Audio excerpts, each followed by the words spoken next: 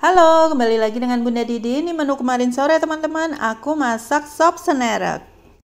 Sop senerek ini adalah sop khas Magelang. Ini adalah menu peninggalan Belanda tapi sudah diadaptasi jadi menu Jawa. Rasanya segar loh. Nah, ini pertama kita rebus iga dulu. Aku pakai Emerald Casserole Pan dari Edstan Cookware.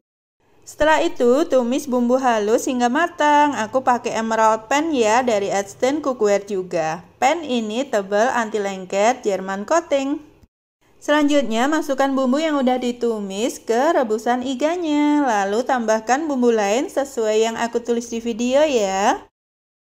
Nah, setelah itu tinggal masukin kacang merahnya. Ini kacang merahnya aku masukin awal biar empuk dan menyerap bumbu ya, tapi warnanya nanti agak kemerahan seperti ini.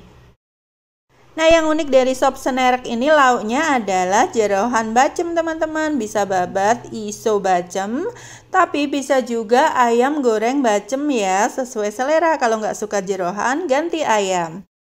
Selanjutnya tinggal sajikan deh sopnya, tambah bayam rebus ya. Nah, ini uniknya juga sop senerek, pakai bayam rebus, lalu tambahkan jeroan bacem goreng, kemudian tinggal sajikan deh.